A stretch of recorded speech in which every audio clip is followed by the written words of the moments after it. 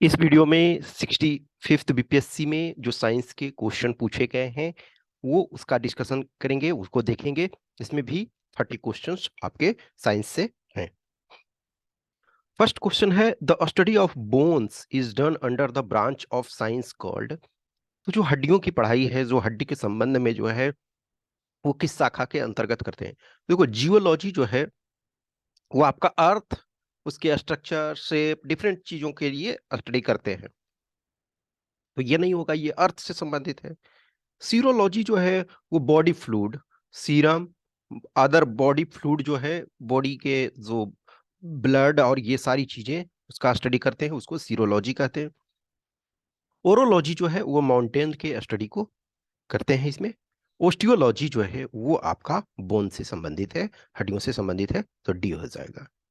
Next करा question number 2, which of the following does not have any enzymes in its cells. देखो, जो enzyme है, enzyme एक तरह से क्या है, प्रोटीन है।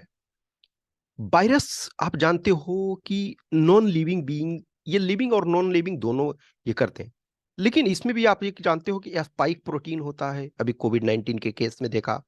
तो एंजाइम इसमें भी होता है, इसमें भी। एंजाइम सब में होता है, हाँ। अब जैसे लाइकेन है, कुछ ऐसे लाइकेन हैं जिसमें एंजाइम नहीं होते हैं। बैक्टीरिया, कुछ बैक्टीरिया ऐसे हैं जिसमें एंजाइम नहीं, लेकिन मैक्सिमम में होते हैं।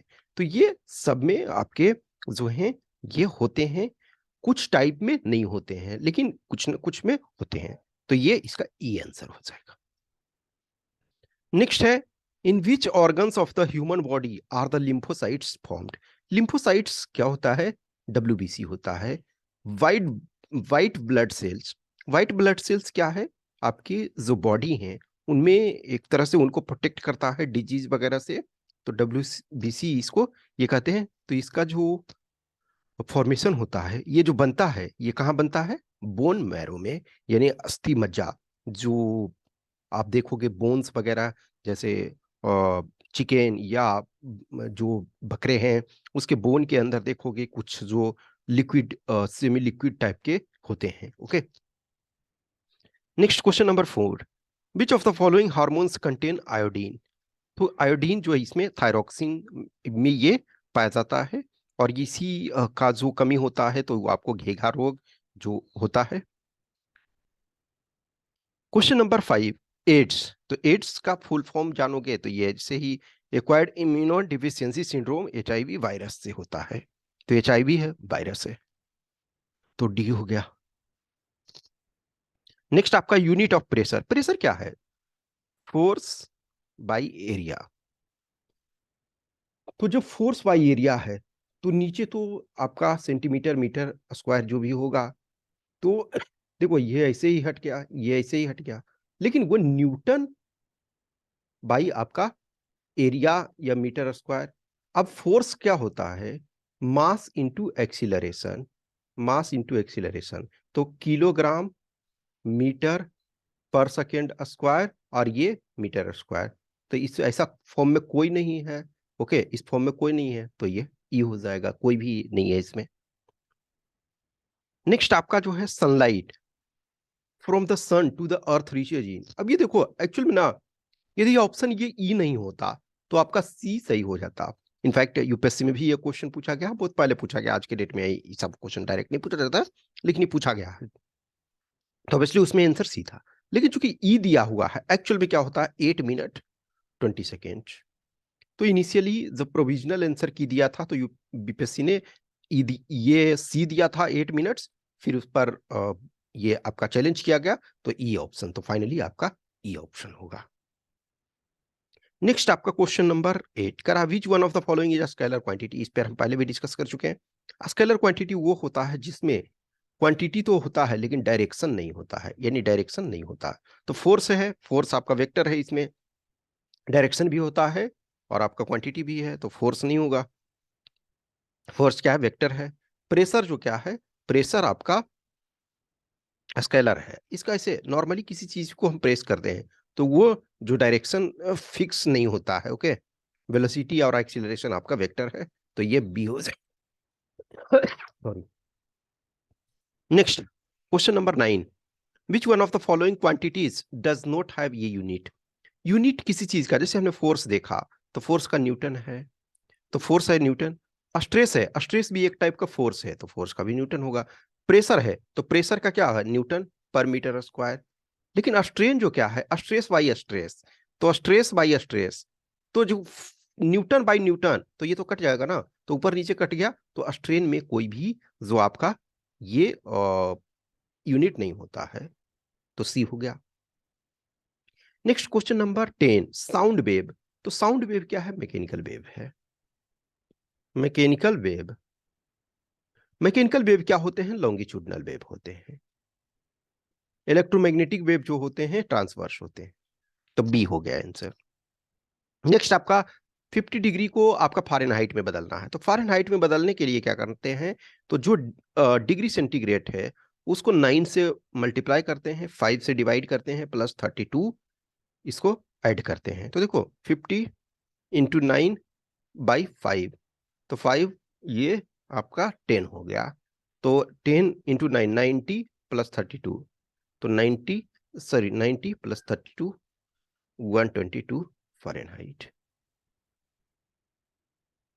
Next what is measured in hertz. तो हर्ट्ज क्या होता है, यानी पर सेकेंड, एक सेकेंड में कितना वो वाइब्रेट करता है, तो वो फ्रीक्वेंसी है। ए नेक्स्ट है बॉडी टेम्परेचर इज रेगुलेटेड, ये भी मल्टीपल टाइम पूछा गया है। तो बॉडी का जो टेम्परेचर है, ब्रेन का, ये सब क्या है, ये आपके सारे ब्रेन के पार्ट हैं, तो ये हाइपोथैलेमस करता है रेगुलेट, तो सी हो गया। नेक्स्ट आपका question number 14, the device to measure electric current, ये ऑलरेडी हम देख चुके हैं ये क्वेश्चन। एमीटर जो होता है वो आपका इलेक्ट्रिक करंट को मेजर करता है। नेक्स्ट है यूनिट ऑफ इलेक्ट्रिक पावर। कोई बल्ब आप देखते हो, उसमें क्या रहता है, 9 वॉट, 20 वॉट, 50 वॉट, 100 वॉट, तो क्या है, ये पावर है, इलेक्ट्रिक पावर, इतना पावर ये कंज्यूम कर रहा है, तो वॉट होता है। नेक्स्ट है who is regarded as the father of modern chemistry. तो मॉडर्न केमिस्ट्री के फादर जो हैं Antoine von Lavoisier, Antoine von Lavoisier है, तो सी इसका। नेक्स्ट है the number of electrons and neutrons in an element is 18 and 20 respective its mass number. तो देखो एक्चुअल में जो क्या है, एक कोई एटम है वो नॉर्मल केस में न्यूट्रल होता है। न्यूट्रल क्यों होता है, क्योंकि जितने प्रोटॉन हैं उतने आपके इलेक्ट्रॉन हैं, प्रोटॉन और इलेक्ट्रॉन बराबर हैं, तो जितने इलेक्ट्रॉन है उतने प्रोटॉन होंगे, तो प्रोटॉन भी कितने हो जाएंगे, 18 हो जाएंगे। ये हम मान के चल रहे हैं कि नॉर्मल न्यूट्रल है, क्योंकि कोई एक्साइटेड स्टेट नहीं दिया हुआ है इसमें। तो मास नंबर क्या होता है, प्रोटॉन प्लस न्यूट्रॉन, तो प्रोटॉन 18, न्यूट्रॉन 20, 38 हो जाएगा, तो सी हो गया। Next, which of the following is also known as laughing gas. Laughing gas का जो फॉर्मूला होता है क्या है, नाइट्रस ऑक्साइड है, तो ये आपका बी हो गया, ये नाइट्रस ऑक्साइड। नेक्स्ट आपका कर रहा, विच of the following is not a type of element. देखो कोई भी एलिमेंट है, तत्व जो है, उसको मेटल में बांटते हैं, यानी कि उसमें से वो चमक होता है, वो उसमें स्ट्रांगनेस होती है, और ये मेलिएबल होता है, डक्टाइल होता है। नॉन मेटल्स जो आपका बहुत सारे गैसेस हैं और कुछ लिक्विड फॉर्म में हैं, और ये, तो वो आपके नॉन मेटल्स हैं। गैसेस क्या हैं, गैसेस मिक्सचर हैं, गैसेस मिक्सचर हैं नॉर्मली। अब मान के चलो कि प्योर गैस CO2 हो सकता है ऐसा, सॉरी CO2 में तो मिक्सचर है, मान के चलो वो ऑक्सीजन, तो वो ऑक्सीजन गैस में हो सकता है, नाइट्रोजन गैस अवस्था में हो सकता है, लेकिन गैस नॉर्मल में क्या होता है, वो मिक्सचर होता है। मेटलॉइड्स मेटल और नॉन मेटल दोनों का गुण होगा, तो ये सी हो जाएगा। नेक्स्ट आपका पीएच वैल्यू ऑफ वाटर। देखो इसमें भी चैलेंज किया गया था कि जब हम वाटर बोलते हैं तो कोई भी वाटर एसिडिक भी हो सकता है, आपका बेसिक भी हो सकता है, लेकिन नॉर्मल हम ये मान करके चल रहे हैं कि जो वाटर है वो प्योर फॉर्म में है, तो प्योर फॉर्म का वाटर जो है उसका पीएच 7 होता है, यानी न्यूट्रल होता है, तो बी हो जाएगा। नेक्स्ट आपका है main component of green house gases. जो ग्रीन हाउस गैसेस हैं उसमें आपके CO2 होते हैं, एक इंपॉर्टेंट कंपोनेंट है, मीथेन है, आपका नाइट्रस ऑक्साइड भी है, ओजोन भी है, तो ये सब है, मोर देन वन है, तो ई। नेक्स्ट आपका ऑक्सीजन इज एब्सेंटी। देखो सॉइल है, इसमें तो ऑक्सीजन होता ही है। सीमेंट है, उसमें भी जो ऑक्साइड होते हैं, ओके, ऑक्साइड होते हैं। तो ये दोनों में हो गया। ग्लास में भी ऑक्साइड आपके होते हैं, केरोसिन में नहीं होता है। तो ए हो गया। नेक्स्ट आपका नेचुरल रबर।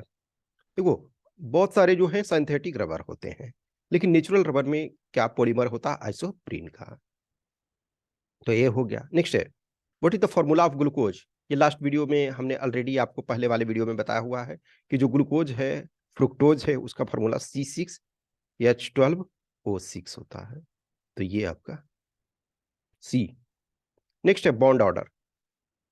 देखो, बॉन्ड ऑर्डर क्या होता है? नंबर ऑफ जो बॉन्ड्स, दो कंपाउंड, दो जो एलिमेंट है उसके बीच। तो सी है और ओ है, इसके बीच कितने बॉन्ड होंगे? जैसे हमने जो बेंजीन देखा था, बेंजीन में सिग्मा आपका और पाई ये देखा था, ओके, कि आपके पास बेंजीन में क्या हो रहे हैं कि 12 सिग्मा है और 3 पाई है, यानी डबल बॉन्ड कितने हैं। तो देखो, जो बॉन्ड ऑर्डर होता है, इनके बीच जो है था बॉन्ड कितना है, नंबर ऑफ बॉन्ड। तो नंबर ऑफ बॉन्ड आपके पास 3 है टू मेक इट स्टेबल, क्योंकि 8 इलेक्ट्रॉन चाहिए होता है। अब इसमें से यदि देखा जाए तो एक्चुअल में यहाँ 4 होता है, और लास्ट में जो कार्बन है उसमें 4 होते हैं। तो 1 और 3, 1 4, सपोज 3 ये शेयर किया और 1 ये हो गया 4। लेकिन ऑक्सीजन में आपके 6 होते हैं। तो 3, अब इधर तो देखा जाए तो 3, 3 इधर शेयर किया, 3 इधर है, तो अब उस अनुसार तो 3 3 6, 3 9 हो जाएगा। तो एक फिर ये इसको देगा, ओके। तो इधर इस ढंग से अब स्ट्रक्चर हो जाएगा, ये C, ट्रिपल O और ये, तो यानी 8 8 हो जाएगा। तो यानी कि बॉन्ड ऑर्डर क्या है? 3 है, okay. Next, the book origin of a species was written by. तो बुक जो है ये है the origin of a species, ये चार्ल्स डार्विन ने लिखा था। तो डी इसका करेक्ट आंसर हो जाएगा। नेक्स्ट आपका कर रहा है, interaction between algae and fungi to form lichen is called. जो शैवाल और कवक के मिलने से लाइकेन बनता है। देखो, जब दो कंबाइन होते हैं और दोनों को बेनिफिट होता है तो उसको म्यूचुअलिज्म कहते हैं।